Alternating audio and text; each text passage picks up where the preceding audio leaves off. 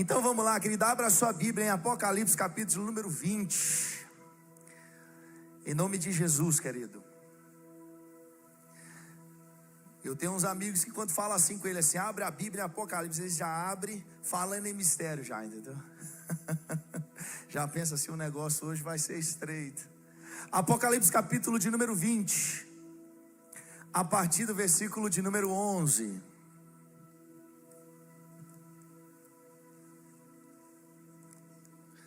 Versículo 11 até o versículo 15 nós vamos ler hoje, querido. Apocalipse, capítulo de número 20, versículo 11 até o 15. Eu queria convidar você a ficar de pé mais uma vez. Daqui a pouco você vai sentar e ficar bastante tempo sentado. Apocalipse capítulo 20, a partir do versículo 11, diz assim a palavra de Deus, querido. Depois vi um grande trono branco, e aquele que nele estava assentado. A terra e o céu fugiram da sua presença, e não se encontrou lugar para eles. Vi também os mortos, grandes e pequenos, em pé diante do trono, e livros foram abertos. Outro livro foi aberto, o livro da vida. Os mortos foram julgados de acordo com o que tinham feito, segundo o que estava registrado nos livros. O mar entregou os mortos que nele havia, e a morte e o Hades entregaram os mortos que neles havia, e cada um foi julgado de acordo com o que tinha feito. Então a morte e o Hades, em outras traduções vai estar o inferno, foram lançados no lago de fogo. O lago de fogo é a segunda morte. Para a gente finalizar, aqueles cujos nomes não foram encontrados no livro da vida foram lançados no lago de fogo. Pode assentar, querido. Querido, eu quero que você fique aqui comigo, não fica preocupado não, tá? Nós terminamos agora um seminário ali na Lar São João do Oriente, foram 4 semanas, né? Nós falamos sobre escatologia. E quando nós falamos sobre escatologia, parece que a gente já está falando assim do cataclisma, terremoto e só coisa terrível, né? Quando a gente fala de escatologia. E é isso mesmo, brincadeira, né? Não, tá, gente? Não é só isso. Então hoje eu queria falar com você, querido, sobre o grande dia do Senhor. Porque eu acredito, querido, eu tenho visto nos últimos tempos que essa palavra é uma palavra que tem ficado um pouco ausente dos púlpitos. Nós falarmos sobre a volta de Jesus. Porque o que a gente está fazendo aqui é o que, cara? Nós estamos reunindo aqui de boa, à toa? Não, nós estamos reunidos aqui, querido, para a gente ganhar força em Deus, para aguardar a volta dele, porque ele está chegando. Então nós precisamos falar desse encontro, porque esse encontro é inevitável. Você está aqui comigo, querido? Querido da mídia, se puder levantar o meu retorno só um pouquinho aqui, né, aqui em cima. Eu estou com a voz bem ruim esses dias. A Lília, a gente até brinca, né? Antigamente a gente ia nos congressos, aí os pregadores chegavam no congresso assim e falavam assim: é porque nós estivemos em tal lugar, tal lugar. Falavam um monte de lugar que eles estiveram a semana toda e o cara estava sem voz já. E eu estou sem voz hoje já mesmo, querido. Então por isso que eu estou pedindo ajuda. Querido, hoje nós não vamos falar de escatologia, tá? Que é aquele estudo das últimas coisas, estudo dos últimos tempos. Nós não falaremos disso, tá? Nem se eu quisesse a gente tinha tempo para falar disso, porque isso é muito grande esse estudo, é algo assim, muito maçante e é muita informação. A intenção não é falar sobre escatologia hoje, até mesmo porque se eu falasse da minha visão escatológica, eu acho que eu ia colocar mais medo em vocês ainda, tá? Nós podemos falar disso outro dia. Mas em Marcos capítulo 13, querido, vai falar que a respeito daquele dia e hora ninguém sabe, nem os anjos do céu. Querido, nem o filho, senão o pai. Estai de sobreaviso, vigiai e orai, porque não sabeis quando será o tempo. Querido, nós vamos falar hoje do final dos tempos. E eu quero pedir permissão a vocês de eu fazer todo um contexto aqui. E depois desse contexto todo, nós vamos voltar nessa passagem que a gente leu aqui no início, tá? Para a gente destrinchar isso aqui e a gente finalizar falando disso aí. Querido, quando nós falamos aqui sobre o livro de Apocalipse, nós temos aqui algumas informações que são importantes para o livro de Apocalipse. Por exemplo, o livro de Apocalipse, ele foi escrito por um dos apóstolos de Jesus, João, tá? Dentro dos 12 apóstolos de Jesus, nós tínhamos 3 apóstolos um pouco mais chegados, Pedro, Tiago e João. A gente viu isso em alguns momentos onde Jesus ele estava mais retirado e esses apóstolos estavam mais perto. Então nós temos aqui João, aquele que reclinou a cabeça sobre o peito do mestre. Ele é aquele que escreveu o livro de Apocalipse. João também é aquele cara que Jesus falou diretamente para ele. Jesus estava na cruz e ele falou assim para a mãe dele: mulher, eis aí o teu filho. E ele fala para João: eis aí a tua mãe. Como que desce para ele uma missão: a partir de agora cuide da minha mãe. Então nós estamos falando de João, inclusive um camarada, meu batera, que ele não foi martirizado. Todos os discípulos, todos os apóstolos, segundo a tradição. Quando eu falo tradição, querido, eu estou dizendo que isso é extra Bíblia, tá? A Bíblia ela não fala a história de todos os apóstolos sendo martirizados, mas nós temos tradições das pessoas que viveram nos primeiros séculos. Eles relataram que todos os apóstolos, com exceção de João, ele foi martirizado. Só que eles tentaram ainda martirizar João. A tradição diz, não a Bíblia, que João ele foi lançado dentro de um caldeirão, fervendo, querido, de óleo, fervendo, para matar ele. Só que não fez efeito nele. E ele lá dentro, aí eles decidem o seguinte: vamos mandar esse cara então para a ilha de Patmos, porque esse cara é a última voz que precisa ser calada. Nós estamos falando aqui, querido, Jesus, ele morre ali em meados do ano 30 até o 33, né? Tem um erro ali no ano de Jesus, dele ter morrido. Então, nós estamos falando aqui de um livro que foi escrito em meados do ano 70 até 80. Então é um livro muito perto da época em que Jesus foi embora. Alguns anos depois, Jesus tinha sido crucificado. Alguns anos depois, nós tínhamos ali o livro de Apocalipse falando sobre as últimas coisas. Então João, ele era o cara que precisava ser calado, porque eles falaram assim: cara, tem um cara aí, eu estou trazendo a minha tradução agora, que ele está falando sobre a história de Jesus, e ele está trazendo para ele muitos seguidores, para Jesus. Nós precisamos calar esse cara e mandar ele para Patmos, com a intenção do seguinte: lá ele vai ficar calado, lá ele não vai alcançar ninguém. Aí lá ele tem uma visão e escreve Apocalipse. Você vê que o mundo, querido, ele pode tentar de todas as formas, mas se Deus tem um propósito, querido, ninguém pode calar a igreja. Ninguém pode calar a igreja, cara. E isso, querido, inclusive é o que assusta o mundo. É um Deus que não cabe dentro de uma caixinha. É um Deus que você não pode controlar. É um Deus que a Bíblia diz: agindo Ele, quem impedirá? Cara, quando você fala isso para o mundo, cara, Deus, Ele não está condicionado a situação nenhuma, e você não tem controle sobre Ele. É um Deus que, se Ele resolver agir, ninguém pode deter. Isso assombra o mundo, cara, porque Ele não tem controle sobre esse Deus, né? E a gente vê assim que eles lançam João lá na ilha de Patmos com a intenção de calá-lo. Mas traz uma das maiores revelações, o livro chamado Revelation Book, o livro da revelação, Apocalipse, cara. E ele foi levado lá para ser calado. Meu Deus, imagine se ele foi levado para falar, hein? Então, querido, nós estamos falando aqui do livro de Apocalipse. E o livro de Apocalipse também a gente vai ver que ele tinha uma intenção, a princípio, ali, de trazer uma mensagem para 7 igrejas que viviam na Ásia. Essas igrejas, querido, a gente vai ver isso, né, ali no início do livro. Existiam 7 igrejas, e a palavra de Deus, que Deus revela a João, ele era para levar o anjo dessas igrejas. Então nós tínhamos ali a igreja de Éfeso, Esmirna, Pérgamo, Tiatira. A gente tinha a igreja de Sardes, Filadélfia e Laodiceia. Então, a princípio, a palavra do Apocalipse era para essa galera, era para essa igreja. Só que, biblicamente, essa igreja representa a igreja de todas as eras. Por isso que vale para nós. Você está aqui comigo, querido? Você que está aí atrás, está comigo também? O pessoal lá atrás não está muito comigo não. Vocês estão me escutando aí, galera? Amém. Então vamos lá então. Então, querido, aqui nós estamos falando de um início, vamos assim dizer, O início do cristianismo. O cristianismo inicia-se, de fato, a igreja, ela nasce ali em Atos capítulo 2, e a partir dali a gente tem reuniões, e a igreja ela nasce a partir dali. Mas nós estamos falando agora de um momento onde Jesus, ele é assunto ao céu, ele sobe, e a igreja agora, os discípulos ficam com a incumbência de levar o evangelho, né? E nós temos aqui esses apóstolos, que eles foram martirizados pelo evangelho de Jesus. Então, de todas as 7 igrejas que a gente vê em Apocalipse, somente uma igreja não foi repreendida por Jesus, né?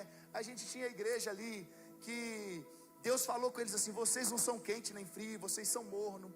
Aí vai falar de uma igreja que ela tinha aparência bonita, mas por dentro ela estava morta, né? Vai falar de uma igreja que elas recebiam as heresias e aceitavam aquilo, viviam com aquilo. Vai falar de espírito de Jezabel dentro das igrejas, vai falar de um monte de coisa. A intenção não é falar das igrejas hoje.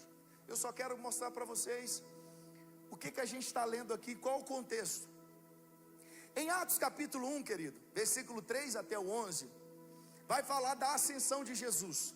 Jesus, ele é assunto ao céu, diante de alguns dos discípulos, e eles começam a olhar para Jesus. E quando Jesus subia, chegou 2 varões de branco e falaram para eles assim: por que vocês estão olhando para Jesus dessa forma? Da mesma forma que vocês estão vendo ele subir, ele vai voltar para buscar a igreja. Você está aqui comigo, querido? Então nós estamos aqui, querido, não é uma reunião aqui, simplesmente uma reunião de domingo, porque eu não tinha nada para fazer, ou porque eu tinha para fazer, que era vir. Não, nós estamos aqui preparados e nos preparando para esse momento de encontrar com Cristo, tá? Querido, e esse encontro vai acontecer. Eu sei que às vezes a gente não fala muito, né? A gente começa a viver aqui, parecendo que a gente vai ficar aqui o resto da vida. A gente vai ficar aqui, vai estruturar tudo aqui, nunca vai sair daqui. Mas deixa eu dizer, Jesus está às portas para buscar a sua igreja, querido. Ele está às portas para buscar a igreja, querido. Então, quando eu não sei vocês, eu sou nascido e criado no evangelho, querido. E eu sempre ouvi que Jesus, a volta de Jesus era iminente. O que é iminente? Algo que pode acontecer a qualquer momento, né? Tem até um videozinho que viralizou muito, né? Um pastor está na igreja com a Bíblia na mão, e ele fala assim: Jesus pode voltar mês que vem. Jesus pode voltar semana que vem. Jesus pode voltar. Aí pum, o cara some, a Bíblia cai no chão, tipo assim: Jesus voltou. Então eu sempre, querido, eu sempre fui ensinado sobre a iminência da volta de Jesus, que Jesus poderia voltar a qualquer momento. E querido, eu não quero aqui entrar em estudos de escatologia, teológico, não, eu não quero entrar nisso. Aí dependendo da sua visão, você fala assim: pastor, mas eu sou pré-tribulacionista, eu acredito que Jesus arrebata a igreja e vai ter a grande tribulação, mas a igreja não está aqui. Não, eu sou pós-tribulacionista, e a igreja vai passar, querido, não importa, porque você pode ser chamado por Jesus agora, e vai adiantar o processo na sua vida. Eu sou pós, você morreu e está diante de Cristo agora, velho. Não importa se você é pós, se você é pré, você tem que estar pronto. O apóstolo fala isso: a gente não foi chamado para adivinhar o dia, a gente foi chamado para viver em vigilância e estar pronto. Então, querido, quando nós olhamos para a Bíblia, em 1 Tessalonicenses capítulo 4, vai dizer o seguinte, 1 Tessalonicenses 4, versículo 16 e 17, fala assim: porquanto o Senhor mesmo, pode colocar por favor aqui, 1 Tessalonicenses capítulo 4, versículo 16 e 17.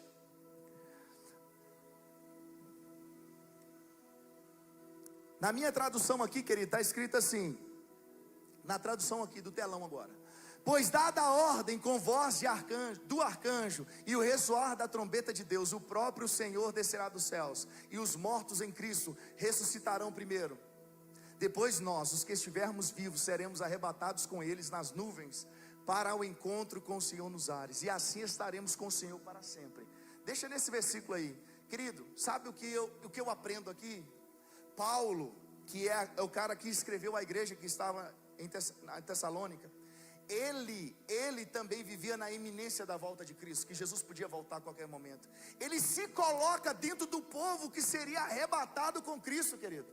Olha, ele fala o seguinte, ele fala assim, queridos, eu não quero que vocês sejam ignorantes quanto àqueles que dormem. Ele está falando daqueles que já morreram. Aí ele fala assim, os mortos em Cristo restarão primeiro, depois nós. Ele se coloca no meio daqueles que seria arrebatado. Ele fala assim, depois nós, os que estivermos vivos, seremos arrebatados. Ele, cara, talvez Paulo, esse é o segredo dele, talvez ele vivia sempre pensando assim, Jesus pode voltar agora. Cara, e esse tem que ser o nosso sentimento, cara. É o sentimento de viver assim, Senhor, pode me chamar agora, ou Senhor pode voltar agora. Querido, como que está o nosso coração? Como que está as nossas vestes? A palavra do Senhor, querido, ela nos ensina a manter as vestes brancas e limpas, querido, para encontrar com o Cordeiro. Nós cantamos sobre isso, cara. E às vezes a gente vive como se nunca tivesse de prestar conta. Querido, talvez hoje a palavra vai ser uma palavra assim para a gente remoer mesmo, sabe? Mas essa é a intenção. A gente não pode viver dia após dia, levantar, acordar, fazer todos os nossos afazeres, um monte de coisa, e a vida ir passando, e a gente esquecer de que a gente vai prestar conta de tudo que a gente está fazendo aqui, velho. Então, quando a gente olha para Paulo, ele vivia, querido, na iminência da volta de Jesus. Querido, uma igreja que vive na iminência da volta de Jesus, entendendo que Jesus pode voltar a qualquer momento, não condiz com uma igreja parada, velho. Não condiz com uma igreja parada. 1 Coríntios capítulo 15, versículo 9 e 10 diz assim, porque eu sou o menor dos apóstolos. Paulo está falando, eu sou o menor dos apóstolos, eu mesmo não sou digno de ser chamado apóstolo, porque eu persegui a igreja de Deus, mas pela graça de Deus sou o que sou, e a sua graça me foi concedida, não se tornou vã, antes eu trabalhei muito mais do que todos aqueles, todavia não eu, mas a graça de Deus comigo. Nós estamos falando de um apóstolo que vivia na eminência, ele falando assim, depois nós os que estivermos vivos, e foi o cara que mais trabalhou. Querido, às vezes a gente pensar que Jesus estava, a gente pensa, a cabeça da gente é tão pequena às vezes, a minha mente está meio ruim já por causa da idade, né, gente? Eles falam que depois de nos 40, começa a vir um monte de problema, não é, Gleice? Desse jeito? Ou você não chegou lá ainda?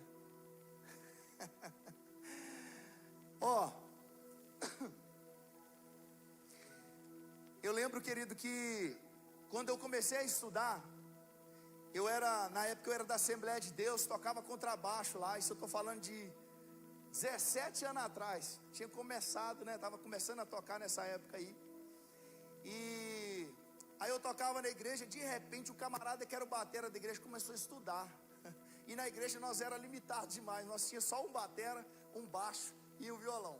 Se faltasse o cara do violão, só tinha batera e baixo, aí não tinha o louvor no dia, né? Era tudo no playback, e os hinos da harpa não tinha ninguém para acompanhar. Então, aí o cara da batera começou a estudar. Aí nós perdemos o batera durante a semana, só tinha ele no final de semana, né? Aí passou um pouquinho, o cara da guitarra também, violão e guitarra, ele começou a estudar também. Aí ficou só eu no baixo lá, né? Mas não dava para eu tocar sozinho, estava começando, e só no baixo ainda, né?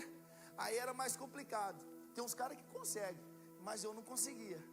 Aí eu comecei a falar, aí eu ficava bravo, falei com a Lília, esses caras também, velho, em vez de priorizar a obra de Deus, o cara vai estudar, tipo assim, eu bravo com o cara, porque o cara decidiu melhorar de vida e vai estudar, né? Aí eu falei assim, aí eu pensei assim comigo, assim, cara, mas talvez daqui uns dias, daqui 5 anos, os caras tudo formado, com uma condição melhor que a minha, eu vou olhar para eles, eu não vou ficar meio triste comigo, não.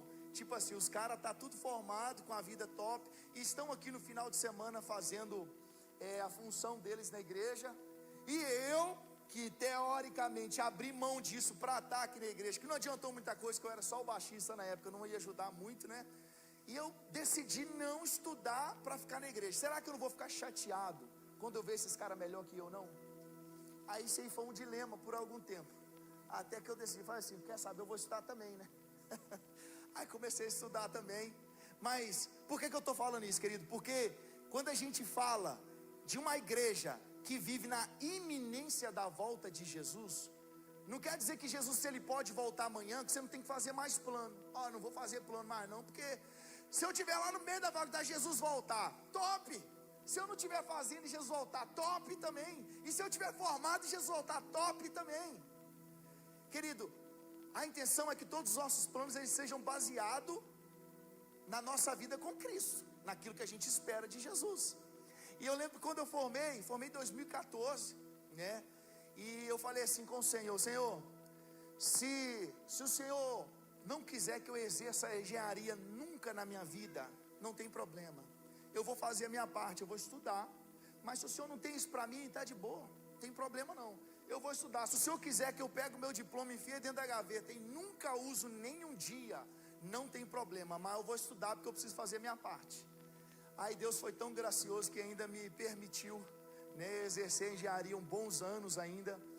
E exerço ainda hoje. Mas eu lembro quando eu estudava, as pessoas falavam assim: pastor Tiesco, você sabe, você está estudando aí, mas seu chamado é outra coisa, você sabe, né? E eu ficava meio tenso às vezes, né? Eu falava assim: cara, me desanima não, estou estudando aqui, moço, estou querendo melhorar as coisas. E eles falavam assim: não, mas seu chamado é pastoral, você sabe. Eu falei: eu sei, mas eu posso também ser engenheiro pastor, não tem problema, né? Querido, mas quando Paulo ele vive na iminência da volta de Jesus, Paulo ainda assim é o cara que mais trabalhou. Isso que eu estou querendo que você entenda.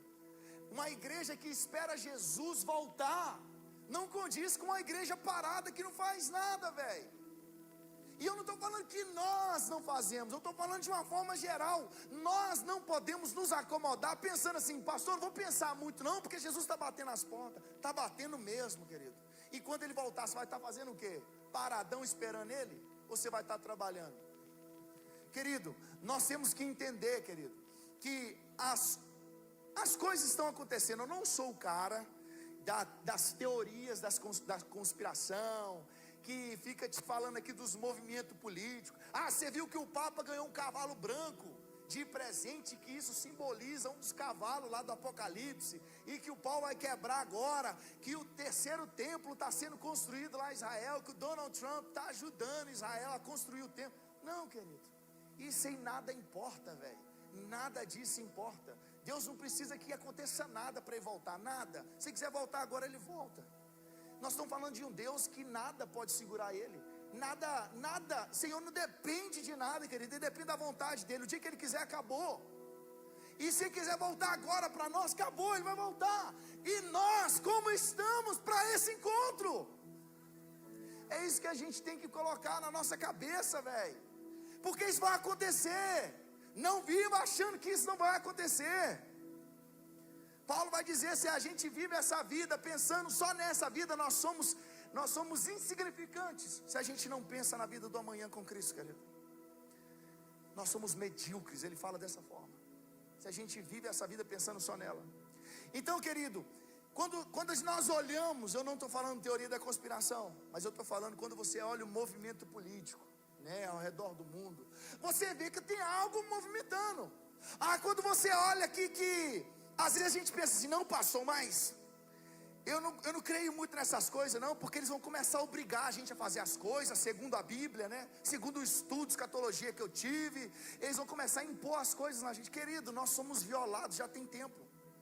Você anda pelas ruas aí sendo vigiado. Alguém te perguntou se podia? Não. Você é vigiado onde você vai. E agora tem a inteligência artificial que ajuda a te vigiar melhor ainda. Não sei se vocês já viram alguns vídeos assim lá pro lado de São Paulo, em criminosos que estão foragidos há 10, 15 anos. Os caras estão sendo capturados, andando, fazendo uma caminhada no meio da rua. A inteligência artificial pega o cara, já linka o cara com o sistema e fala assim: esse cara está procurado, tem 15 anos. Prende o cara no meio da rua. O cara tinha até de tanto tempo que o cara está livre, ele esqueceu que ele é procurado. Então, querido, nós já somos violados. Aí passou a época do Covid. Alguém te perguntou se você era a favor de usar máscara nos ambientes? Não.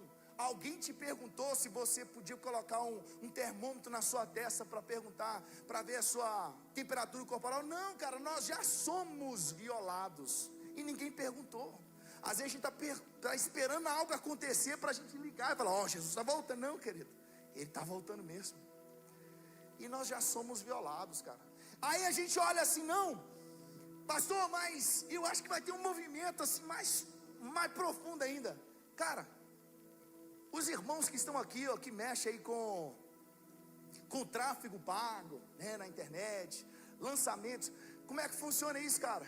O Facebook, TikTok, Instagram, YouTube, esses sites, eles vendem as suas informações para quem faz tráfego pago.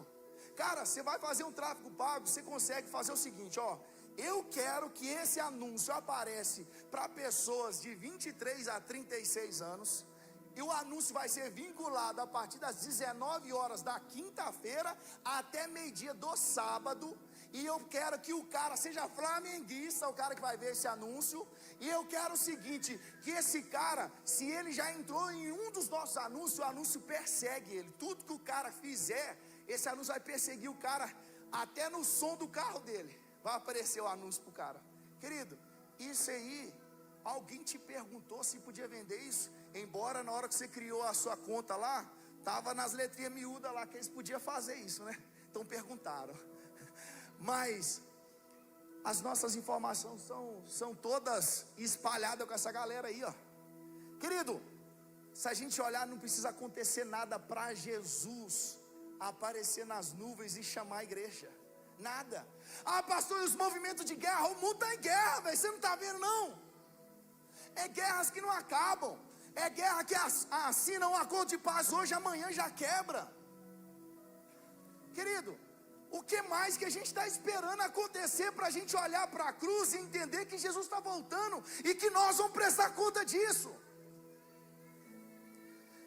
Cara, não viva a sua vida lá vão ter, vivendo, deixa a vida me levar. Não, acabou esse tempo, velho. Acabou esse tempo. Aí quando a gente vai para a Bíblia aqui, querido, nós vamos ver desastre natural, a gente vai ver mudança climática, declínio moral das pessoas. O ser humano é ruim, velho. É ruim demais o ser humano sem Cristo. Ruim demais. Perseguição aos cristãos. Comentei hoje de manhã lá na Lar Canaã, lá na Nigéria, velho. Muitos de vocês não sabem, sabe por quê? Porque a mídia não divulga. Mas mais de 7.600 cristãos sumiram no ano de 2025 na Nigéria. 7.600 famílias inteiras sumindo, crianças sendo violentadas, cara. Isso está acontecendo, querido, e o mundo está calado. Isso aí é sinal de que Jesus está batendo nas portas, querido. O amor de muito vai se esfriar. Se esfriar mais, não sei o que vai acontecer. Vai nevar até aqui em Patinga. Querido, o amor do mundo já esfriou tem tempo, velho. Tem tempo. Aí quando a gente olha para isso, cara, por exemplo, quando a gente fala sobre Jesus, lá em Mateus capítulo 24, a gente já vai caminhar para o final agora, querido. E daqui a pouco a gente entra na passagem que a gente leu no início. Mateus 24, olha o que Jesus fala. Isso aqui é tão poderoso, cara. Se a gente prestar atenção nisso, olha. Jesus, coloca para mim Mateus 24, a partir do versículo 37, por favor. Mateus 24, 37.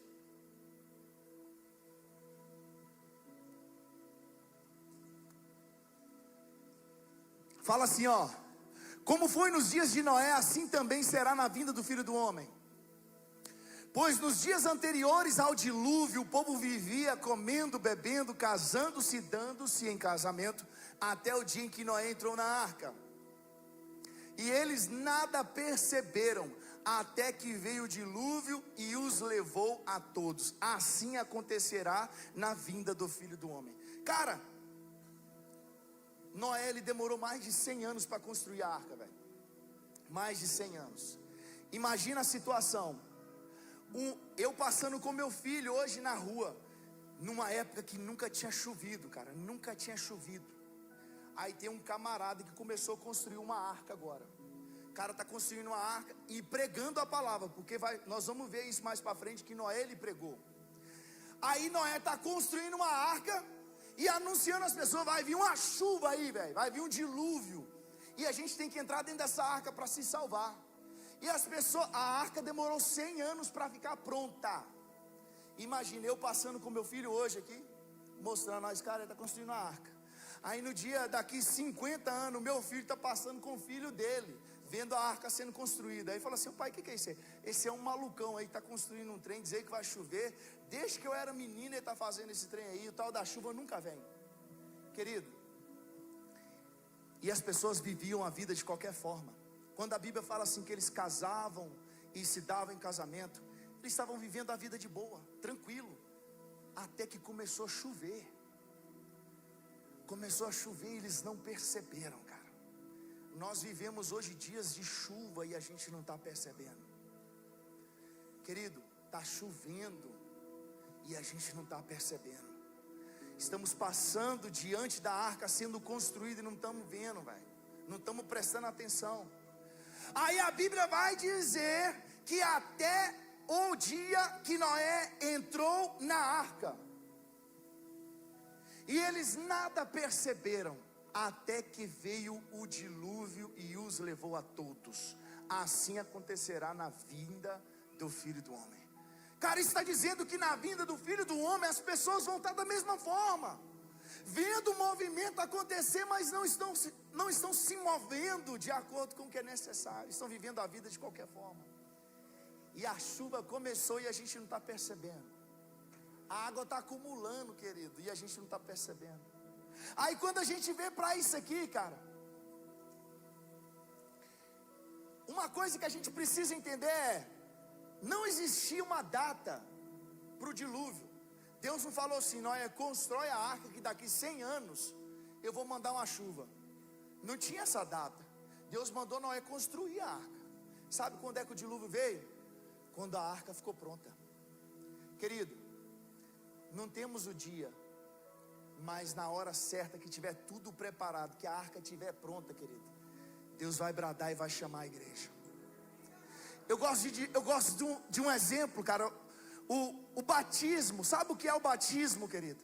Quando a gente batiza nas águas, você decidiu por Deus no seu particular, lá dentro do seu quarto, você se decidiu por Jesus. Eu escolhi Jesus, eu quero Jesus. Quando você batiza nas águas, você traz publicamente uma decisão que você tomou lá dentro do seu quarto. É uma decisão que eu tomei no particular, eu quero tornar essa decisão pública. Aí você batiza publicamente, demonstrando para todo mundo assim: eu tenho uma aliança com Jesus, eu fiz uma aliança, eu estou mostrando publicamente algo que eu decidi lá no meu particular. Querido, eu tenho um exemplo aqui, que o arrebatamento da igreja vai ser isso. Jesus já tem os seus eleitos, que ele já escolheu no particular, e ele vai tornar visível esses eleitos no dia do arrebatamento. É a decisão que Deus já tem dos seus filhos, ele vai tornar visível. Essa aqui é a minha igreja, querido. E isso vai acontecer, querendo você ou não, você estando preparado ou não. Cara, pastor, mas eu não estou preparado. Cara, quantos anos já se fala disso? Há quantos anos já é anunciado que Jesus está voltando, cara? Se a gente não se preparou até hoje, precisa de quantos anos mais? Mais 2000 anos? Não é possível, velho. E dentro disso a gente às vezes pensa assim: nossa, eu estou doido para sair daqui rápido, eu quero ir embora, o mundo está de mal a pior. É top, cara, é top, mas essa nem deve ser a forma certa que a gente tem que pensar. Eu não quero sair daqui porque o mundo está ruim. Eu quero sair daqui porque eu quero viver com Cristo. É esse que tem que ser o nosso pensamento. Eu quero sair porque eu quero estar com Ele o tempo todo, e eu quero ver como de fato Ele é. Eu quero ver Ele sem reservas, sem filtro. Eu quero poder ver Ele, querido, na abundância. Você está aqui comigo, querido? Aí, querido, eu não estou falando de escatologia, viu, querido? De visões escatológicas, mas existe uma... Deixa eu ver se eu tenho tempo aqui de falar disso aqui, ainda dá tempo. Não vão terminar tarde não, viu, querida? Mas existe uma ideia que se foi construída na igreja. Eu não estou aqui para falar o que é certo e o que é errado. Eu estou falando para vocês coisas da Bíblia aqui. De que Jesus ele vai voltar. E se eu não for arrebatado junto com a igreja, eu ainda tenho uma segunda chance, que vai ser a grande tribulação. E se na grande tribulação eu não aceitar a marca da besta, eu ainda tenho essa chance. Ou seja, Jesus veio, buscou a igreja, eu não estava pronto, e agora eu tenho uma outra chance. Vai ser mais doloroso, mas eu tenho uma outra chance. Isso é uma visão, querido, teológica, e está tudo bem. Mas deixa eu te mostrar em Marcos capítulo 13. Fala assim, ó: estai, pois, atento e vigiai, porque não sabes a hora quando acontecerá essas coisas. Lucas 21:36 fala assim: vigiai, portanto, em todo o tempo, orando, para que possais escapar de todos esses eventos que estão para acontecer, apresentar-vos em pé diante do Filho do Homem. 1 Tessalonicenses 5:6: assim, pois, não durmamos como os demais, mas estejamos alertas e sejamos sóbrios. A Bíblia, querida, ela está falando para a gente ficar preparado, independente de qual que é a visão que você tem. Mas como eu falei aqui, da gente pensar assim: se eu não for arrebatado na primeira, eu tenho uma segunda chance que vai ser mais dolorida. Quando a gente olha a parábola das 10 virgens, existiam 10 virgens, 5 prudentes e 5 tolas, vamos assim dizer. As prudentes, elas tinham azeite de reserva, e elas estavam esperando o noivo. Aí o noivo chega, o noivo demora, elas dormem, todas as 10 vão dormir. Aí de repente alguém grita: o noivo chegou! E todas as noivas, elas levantam. Só que 5 delas não tinham azeite de reserva, e o azeite e a lamparina delas apagou. Aí elas falaram assim com as outras que tinham reserva: dá um pouquinho do seu azeite para a gente acender a nossa lamparina. E fala assim: não, se a gente dá para você, a gente vai ficar sem. Vai comprar antes que o noivo chega, vai comprar. Saíram as 5 para comprar. Enquanto elas saíram para comprar, o noivo chega e convida aquelas noivas que estavam toda preparada e chama ela para dentro de casa. Elas entram para dentro da casa com o noivo. As outras 5 que saíram para comprar, elas aparecem depois e batem na porta. Elas batem na porta, ó: chegamos aqui com azeite.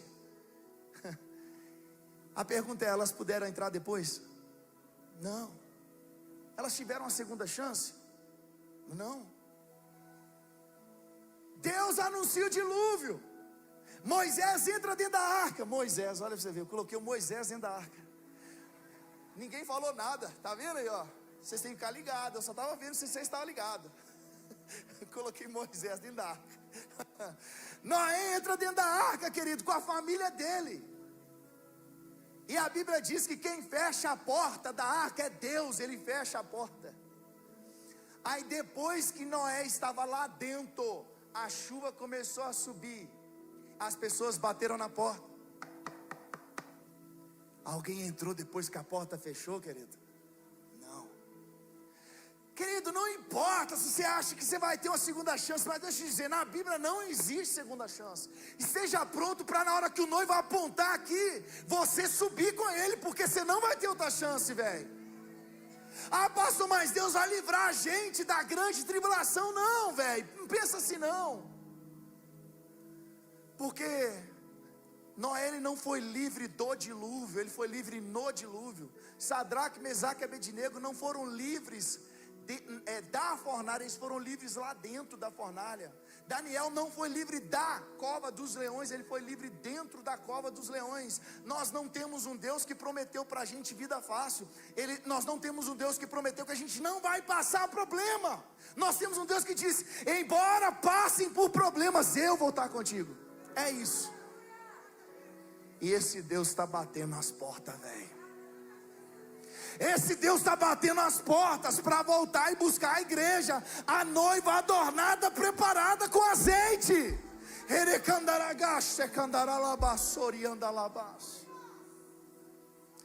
Querido, quando nós olhamos para isso, eu sinto em te dizer: não existe segunda chance, velho. Deixa eu dizer para você agora sobre o texto que a gente leu. Coloca para mim de novo Apocalipse capítulo 20, por favor. Apocalipse capítulo 20, a partir do versículo 11.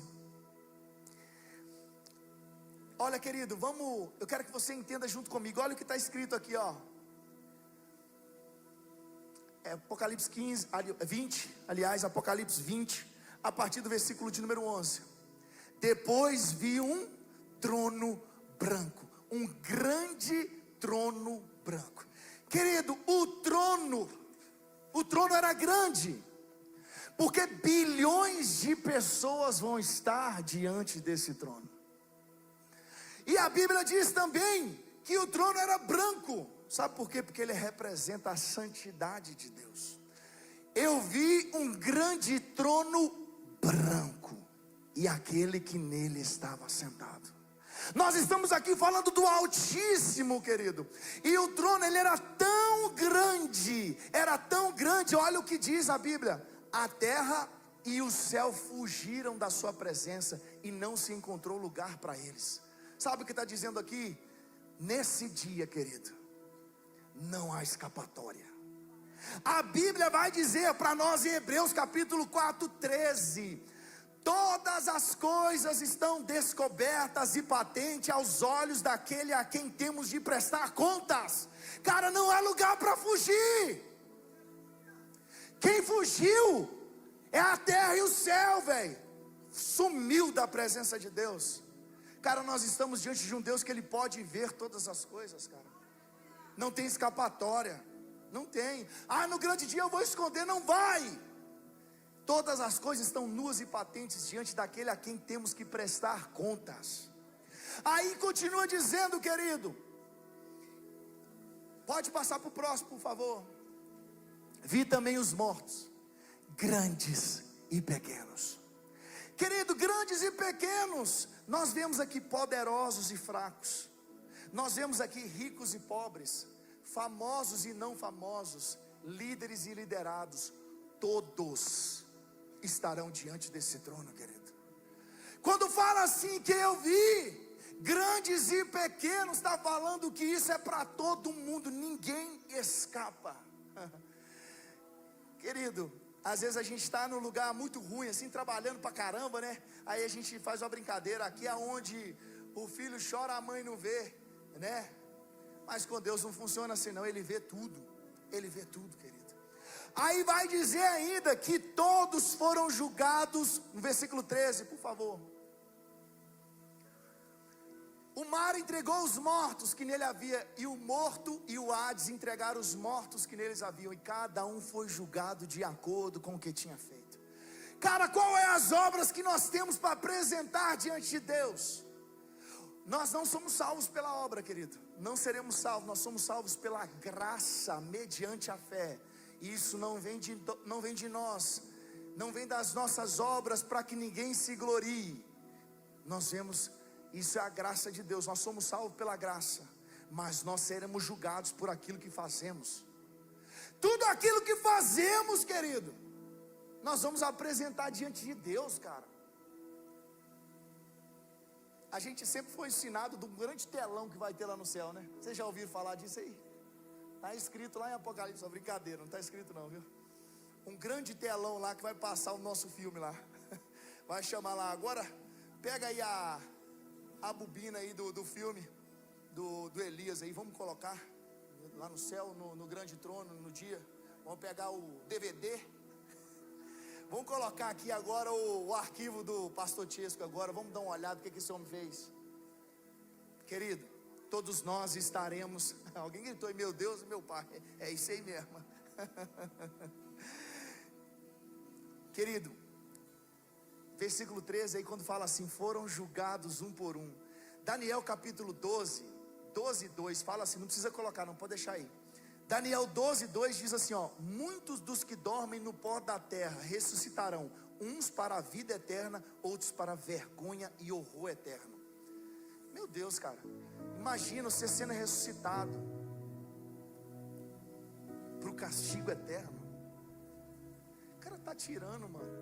Você vai ficar vivendo a vidinha mais ou menos mesmo. Uns vão ser ressuscitados do pó da terra, uns para a vida eterna e outros para a vergonha e horror eterno.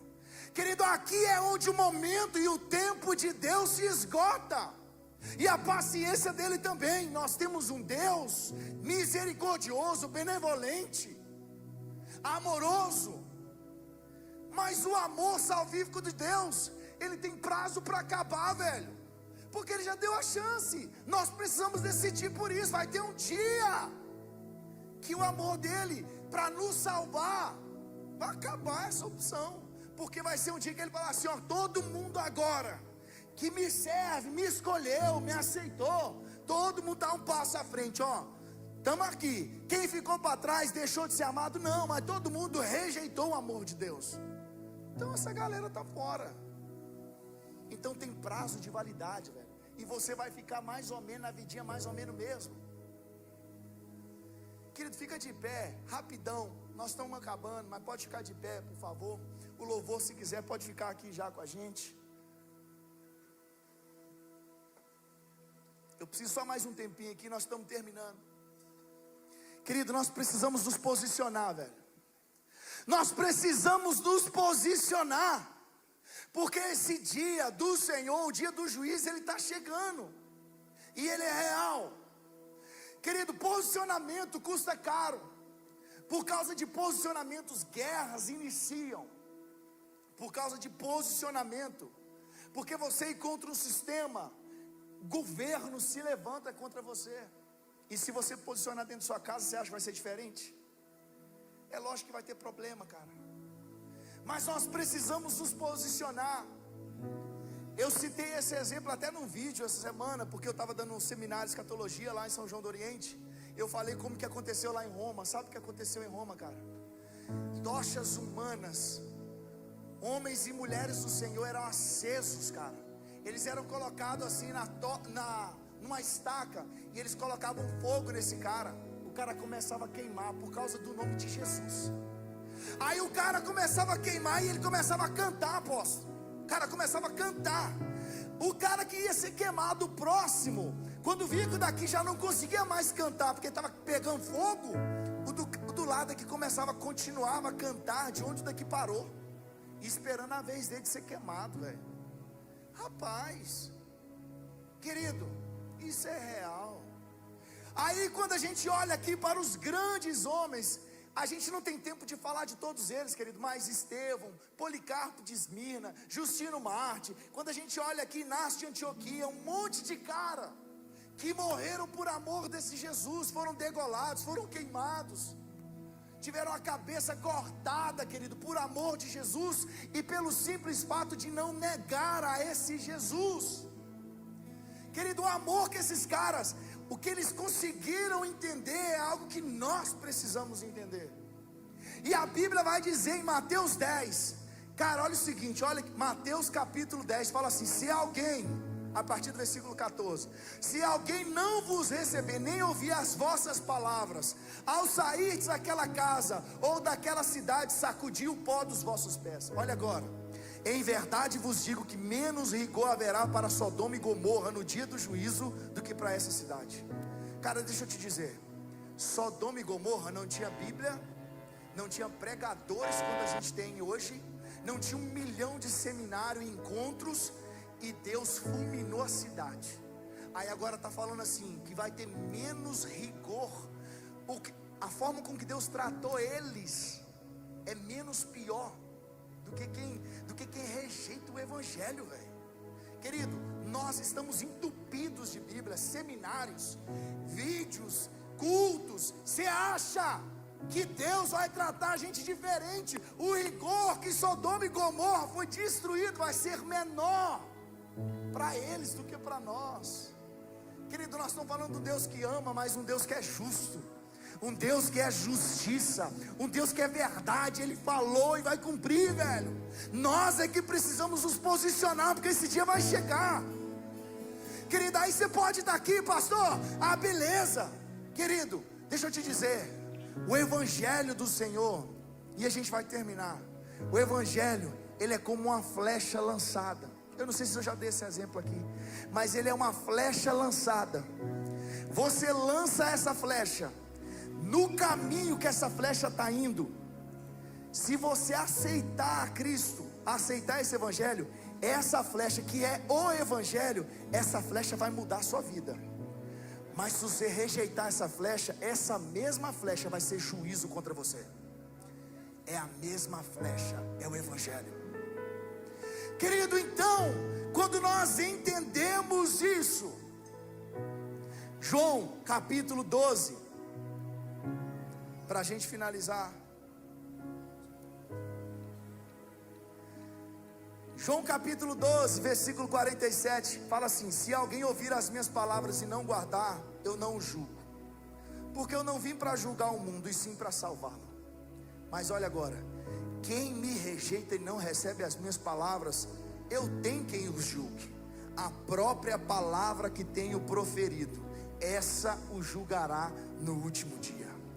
A mesma palavra que você rejeita, ela vai te julgar no último dia. Querido, eu não estou aqui para te botar terror, não. Eu estou aqui para abrir os seus olhos de que isso é real. A gente não serve um Deus de brincadeira, um Deus que falou que vai voltar e a gente esqueceu. Jesus está batendo nas portas, querido. Prepara a sua vida, prepara o seu altar, para que Deus ele chegue aqui, ele encontre em você um servo fiel, para ele chamar, falar assim: ó, noiva minha, vem e encontra comigo. Querido, eu quero pedir a você agora, como eu disse, eu não estou aqui para te apresentar visões teológicas, velho. Eu estou aqui te preparando para um encontro que vai acontecer de verdade. Pastor, como é que eu me preparo? Cara, cola em Jesus, velho. O louvor vai começar a ministrar aqui, querido, e eu quero que a igreja comece a orar agora, querido. Eu quero que você talvez está aqui, querido, e você fala assim: pastor, eu estou com medo desses últimos dias. Querido, não precisa ter medo, porque Jesus ele já deu escape para nós. Você só precisa estar no lugar certo. Você só precisa estar dentro da arca, no lugar certo, na hora certa. Pastor, o que eu faço, querido? Se você precisa consertar a sua vida, eu queria convidar você, vem aqui no altar agora, querido. Pastor, eu quero entregar minha vida ao Senhor. Vem aqui no altar, que eu quero orar por você, velho.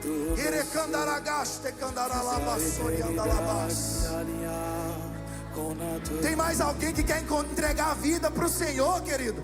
Hoje é noite de salvação, querido. Jesus ele vai voltar para buscar a igreja.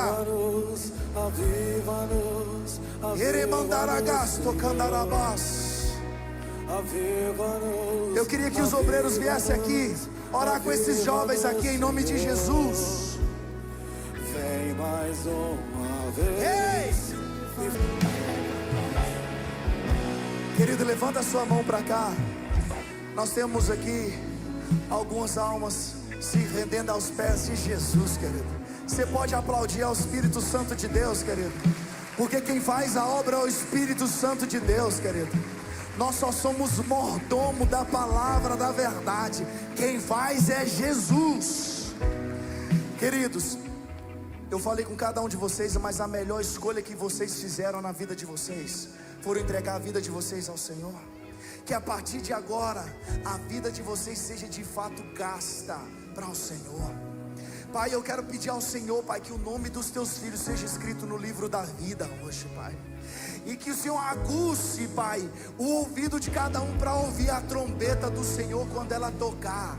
Em nome de Jesus. Hoje chegou salvação na casa de vocês.